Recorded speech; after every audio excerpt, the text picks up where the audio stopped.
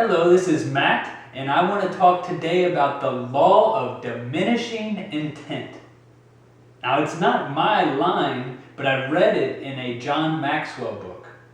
And the law of diminishing intent is very simple. It means that the longer you wait to do what you're supposed to do, the less likely you will do it.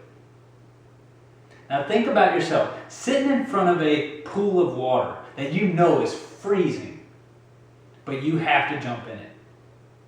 So what do? You walk to the edge and you back off. And you walk back and you back off. And every time you do that, your likelihood of actually jumping in that water diminishes. Then somebody comes from behind you and just runs and jumps right in. And then it's even more awkward, because you just missed the boat. So now they're looking at you, you have to go.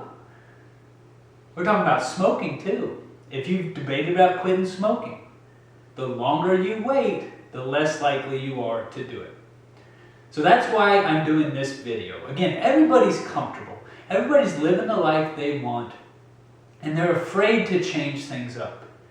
Even if they know something is good for them, even if they know this is an opportunity that could change their life, you're cautious. And that's human. That is natural. But what I'm looking for are the couple people who are willing to jump into that pool.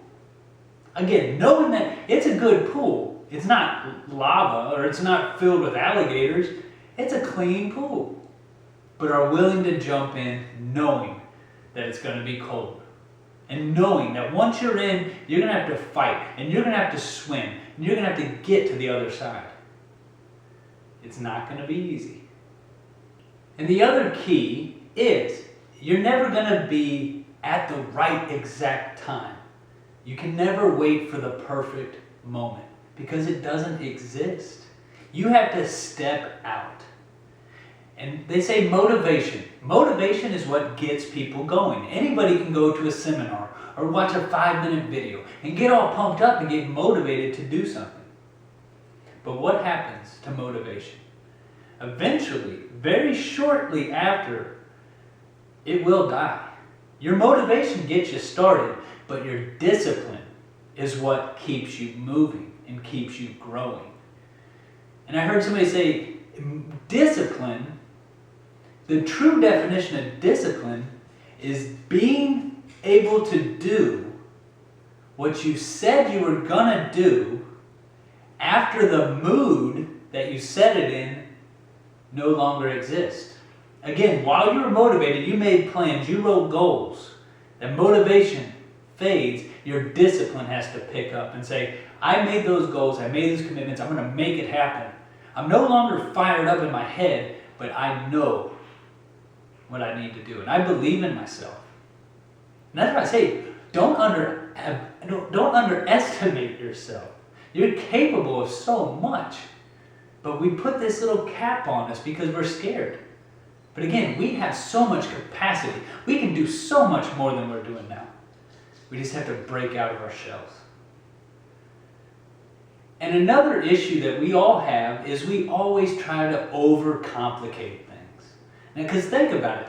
How do you lose weight? How do you get healthy? Very simple things. Eat well, drink water, rest, and do workouts. Very simple. But everybody tries to overcomplicate it. What's the perfect diet? What's the perfect workout? It doesn't have to be perfect.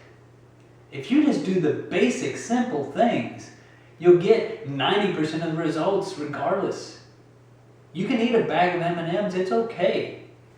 Again, nothing has to be perfect. And on this business, again, people don't have to overcomplicate it. It sounds too simple, but it is simple. We don't have to look for these exotic, extravagant schemes and scams and all these things. And that's the only way you can do it at a home business is it has to be something weird. There has to be a hook. But in reality, there are things like that. I agree. But in reality, on these good opportunities, it's just a business. There's a simple formula. Everybody else is using it. You just got to do it too. So stop overcomplicating things. Life, make things easier for yourself. business. Make things easier for yourself. To wrap it all up, again, I'm looking for a couple people. People that are willing to jump into the pool, like I said. People that are willing to put faith into something and go for it. Trust themselves, believe in themselves. They don't have to wait for the perfect time. It's not going to be all red carpeted out for you. You're going to have to struggle. When you get in, you are going to have to struggle. But it's worth it.